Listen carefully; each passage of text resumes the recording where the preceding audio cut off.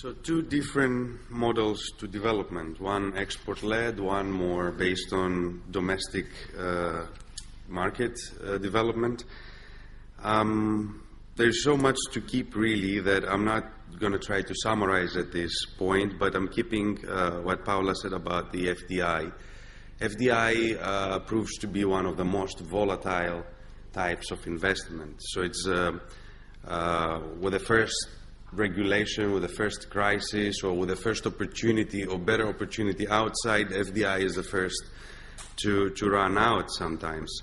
And it doesn't return that much to the economy finally. I mean, if you see big transnational enterprises or what they are, just a euphemism of global production chains, probably. They just invest in a country, but what do they leave to this country? What do they leave in when they employ an army of accountants and legal and lawyers in order to avoid taxes, when they bust unions, when they take advantage of special economic zones, for example, or countries that do not have the capacity to effectively implement their labor laws, so they don't leave much in wages, they don't leave much in taxes, and in addition they repatriate any profits that are being made. So yes, exports, yes, growth, but this is not a type of growth that can be well felt by everybody. Now we're going to have, well, 10 more minutes, but actually the next session is at 12:30. It's Melinda's session. So maybe we could take it like up to 12:15. So we give a break of 15 minutes to people, and then maybe you could stay here for the next session, in which 20 or 25 minutes we have. I encourage you to make your comments or put questions to colleagues here that made presentations. There are some wonderful guys around here who carry the microphone. As we don't have a panel, the microphone will be going around, and then the speakers, whoever from the speakers feels comfortable in answering a question raises their hand, and then there is an answer. Before we go there, I'd like also to not really introduce, it's kind of old, but it's the trade unions and bilaterals, do's and don'ts. It's a useful guide. You can find it out in the tables in the entrances. It says with very simple words, and that might come very handy for NGOs or other, like maybe if there are any developing countries delegations in the room, in order to, it's a guide on what to do and what not to do when negotiating free trade agreements, where are the traps. So yeah, that's around, and you can find that too. So let's start with the questions and answers. Maybe I should stay around here actually to be giving the word, right? So I have Petro Baez, former minister from Ecuador. Thank you. I'll try to be telegraphic. It would be great if the organisms of the United Nations system could follow the mandate of the maximum instance of the United Nations, formally the General Assembly. In the Extraordinary Conference of the General Assembly of June 2009, you have the outcome document signed by 192 plenipotentiaries, including people from the JUSCAN, mandating the organisms to look forward mechanisms of enlarging policy space for the countries, looking forward for full employment policies. And you have plenty of recommendations there and in the Stiglitz report, including what has been mentioned here by our friend from Korea in terms of functional finance. A finance functional for full employment policies, for development, for prosperity, for peace. Germany has a very long history, plenty of possibilities of functional finance for this, for full employment policies. And it's very, very, very low the profile that ILO has on this matter.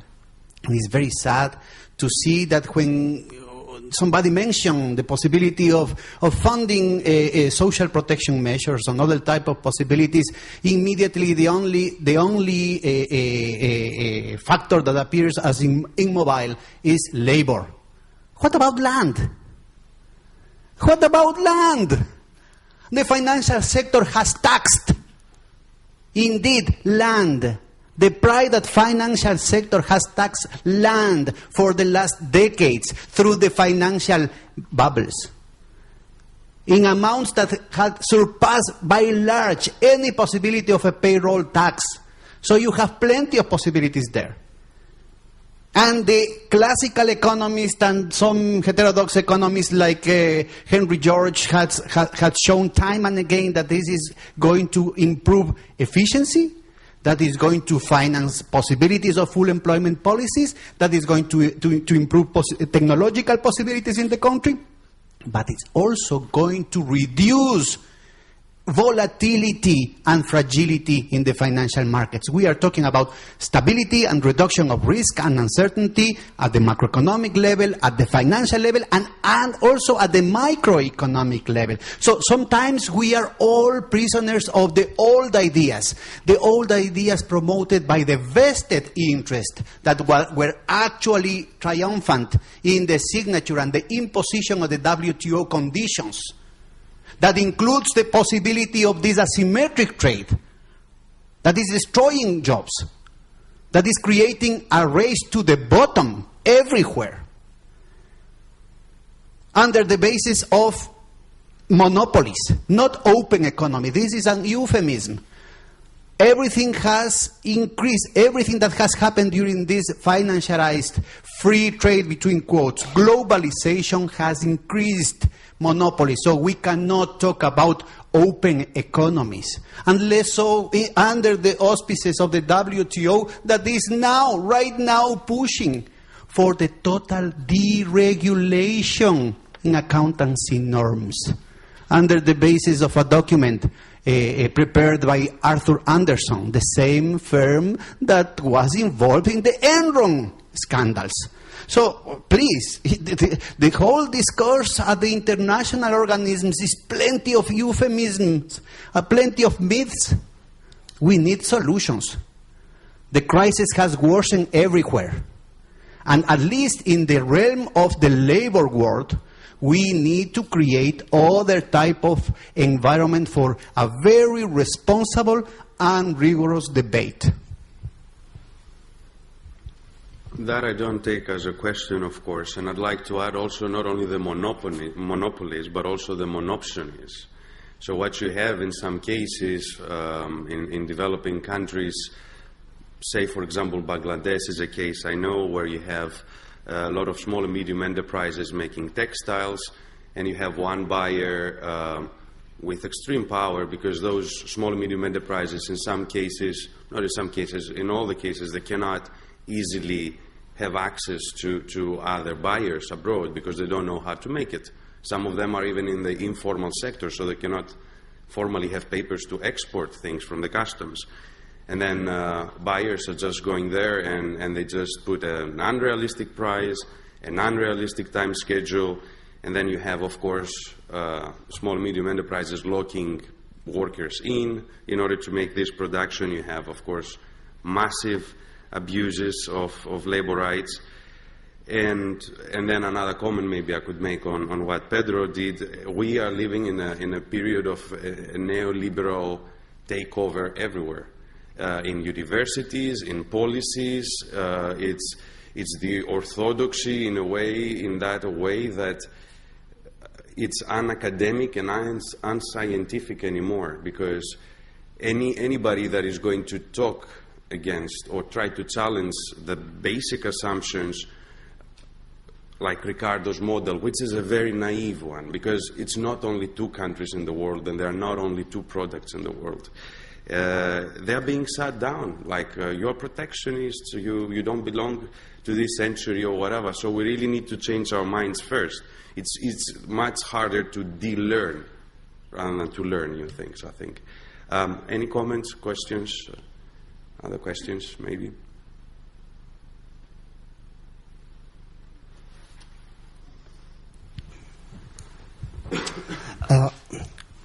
Good morning. My name is Ayush Batterden. I'm representing the Office of the UN High Commissioner for Human Rights.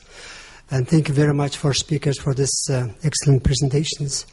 And I would like just to ask about how the speakers can see the human rights in the issues that they discussed, including, for instance, policy space for developing countries. And if they thought about the link between human rights and the issue in that issue we discussed. For your information, I would like to also share with you that our office is working on a publication on the linkage between human rights and trade. And we are hoping to release this publication towards the end of this year. And we are also going to organize in October the Social Forum of the Human Rights Council, which will focus on the theme of people-centered development and globalization. Because in human rights, we strongly encourage the UNCTAD, the orientation of theme this year, that development-centered globalization. This is a very important focus, and we also would like to go further, one step further, that it should be also centered on people, so people-centered development and globalization. Thank you. Thank you. Well, human rights is a very difficult issue, not because it should be a difficult issue, but because those who run trade, they want to make it a difficult issue. It has not been operationalized at all. It just appears in the preambles. It has no enforceability, unfortunately. And it's one of the areas where, at least in the form of labor rights, the ITUC has been making a lot of contributions, a lot of some research, and also a lot of proposals that we're coming up on how trade on the multilateral or bilateral level could be used in a way to gradually improve adherence to labor rights. I have a question from Ruben here, but before that, maybe I put my question to Mariama. I'd like you to give us one or two examples, if possible, on how gender could be operationalized in free trade agreements. What would be one or two provisions? Maybe you can take your time to think if you don't have one or two ready, but some maybe examples on what we can practically do, what we as NGOs, as civil society, trade unions, which issues should we put on our agenda when we speak with negotiators in order to really have an impact on women, and probably more with a developing countries focus? Yeah. I could start now. Okay. I may think of some other things later. Yeah. I think if you think of in the agricultural discussion, the special products discussion, the special safeguard mechanism, right? That there is no reason why gender and food security and that there can't be special provisions that, in the first case, we argue that agriculture should not be in WTO. But if it's going to be there, then you need to actually have provisions that take into account the circumstances and constraints that small farmers and distinguish small farmers, women farmers, male farmers, with their different constraints make, and actually have provisions around special safeguard mechanism. I mean, real effective safeguard mechanism that can actually work for developing countries, not the one that exists that only applies to 33 or so countries, but actually that developing countries that have the least burdensome impact on developing countries that they can actually implement around those issues. I think in terms of services, the whole debate around Mode 4, right, in terms of the movement of workers. I mean, the emphasis of the major countries who actually do export workers are on high tech. The software engineers and so forth. But actually there's a whole bunch of categories of workers, the majority of whom are sending home remittances to developing countries like the Caribbean and so forth, who need to be actually captured and effectively taken, mechanism needs to effectively capture and take account of their realities and experiences in that. And also, I think we need to actually begin to have some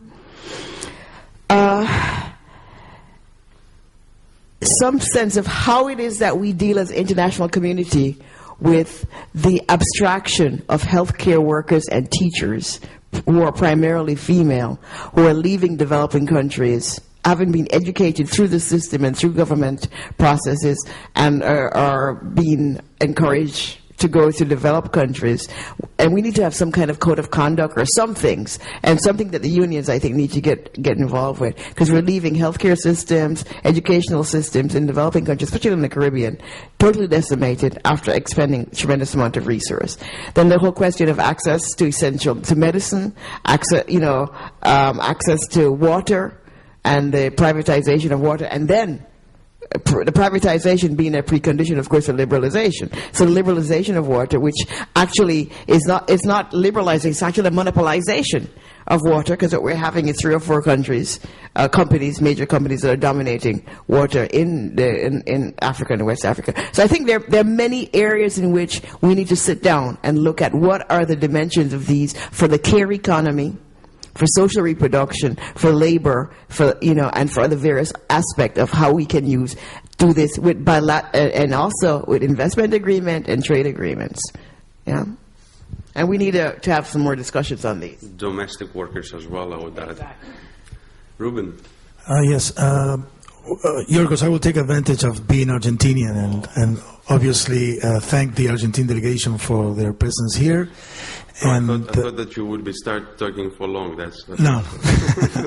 And obviously the other panelists for being with us today. So thank you on behalf of the International Trade Union Confederation, which from Argentina, CGT is part of the International Trade Union Confederation. And also CTA. Both national centers are inside the International Trade Union Confederation. But the last days we've been talking between us, and a lot of people in gossips and whispering all around the place, talking about the Repsol issue. So there's a lot of information going around.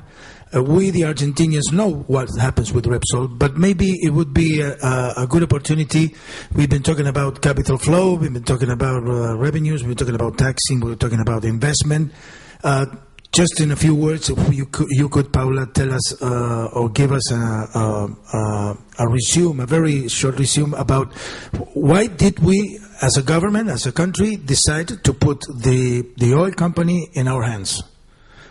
Okay, so I just wanted to see if you could say something about that.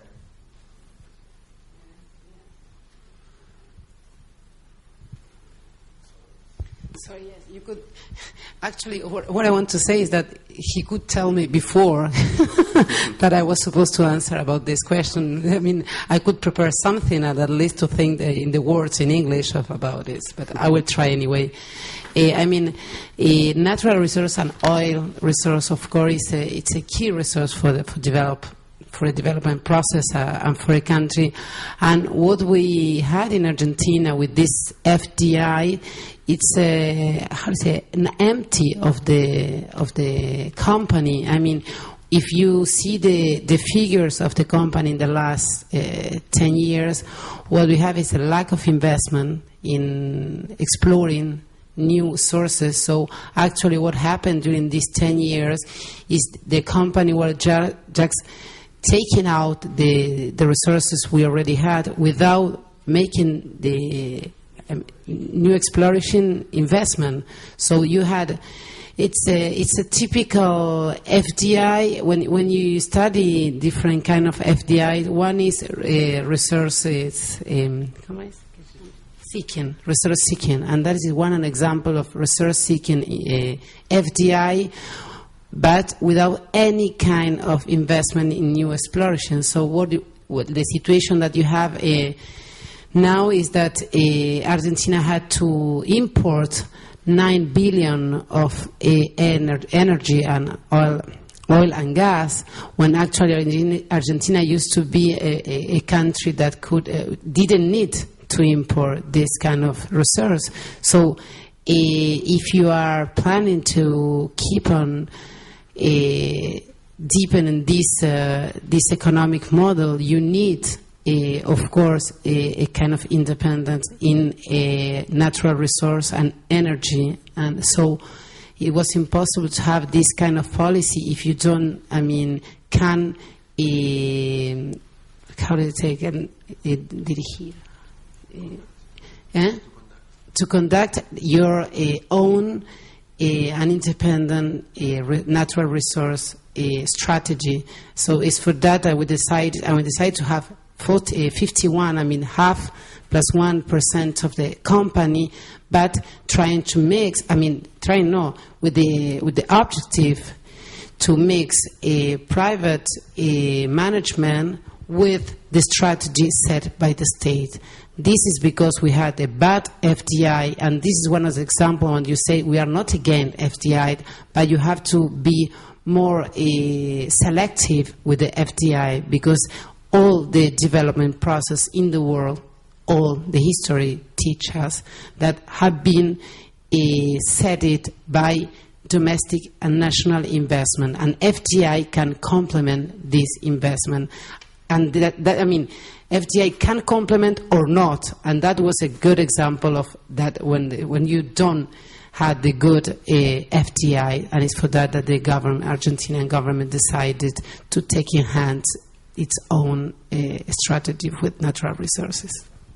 I don't know if I give you all the information that I have in mind now, but it was a question of investment, a question of, dividends. You were talking about the problems when FDI just take the dividends and the revenues and they don't invest. Well, that is a good example. I'm afraid that we won't have more time for any other questions. It's very close to 15.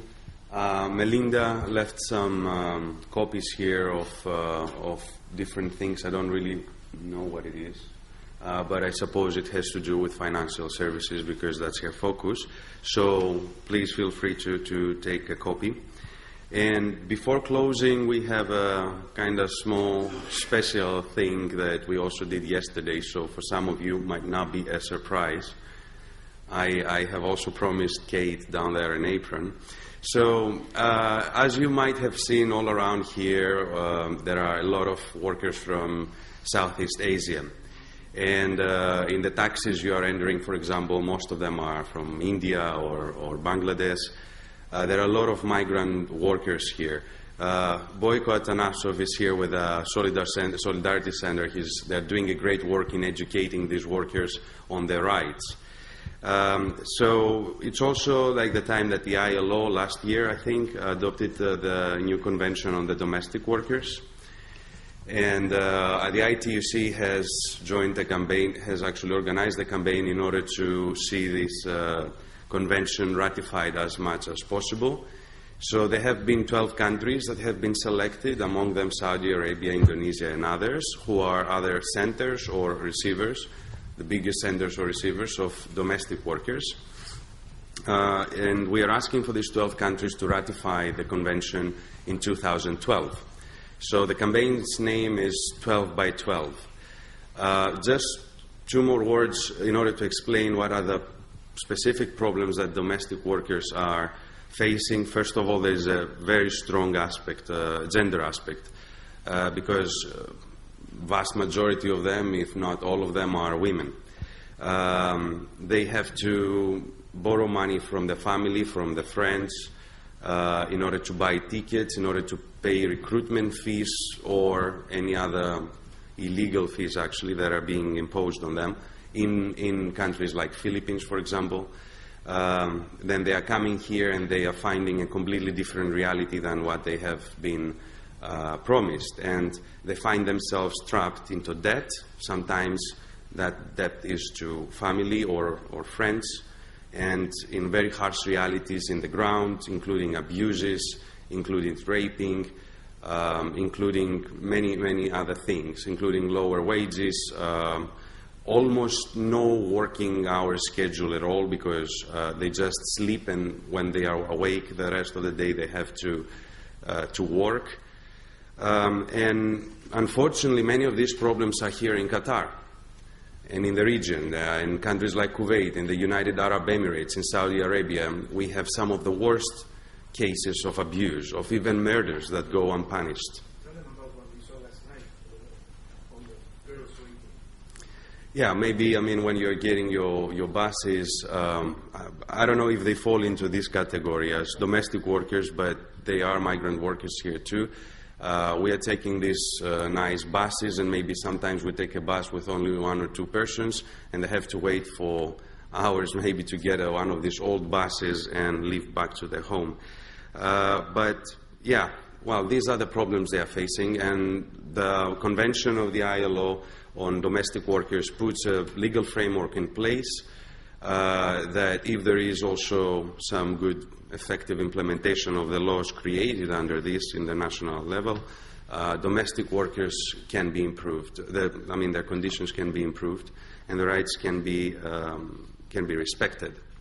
So for this, I would like to invite you all here on the stage, and we have some aprons with the sign of the campaign, and we're just going to make some pictures of that. Of course, now you have also a little bit of the knowledge of these people's problems, and maybe you can talk to your friends or divulge information and make it a known problem, because the best way in addressing a problem is first identifying it. Thank you. I would like also to thank the speakers, Mariama, who came on a very short notice, I think, Marion as well, great speech, always very, I don't know, whenever you speak, Marion, my mind opens up, really. And I'd also like to thank Paula, Melinda, we don't have with us. Thank, of course, the technicians for the great work they've been doing all these days here, and all those who had to work, the workers outside, of course, the cleaners, everybody that is taking part in making this whole conference of the UNCTAD a successful one. Thank you.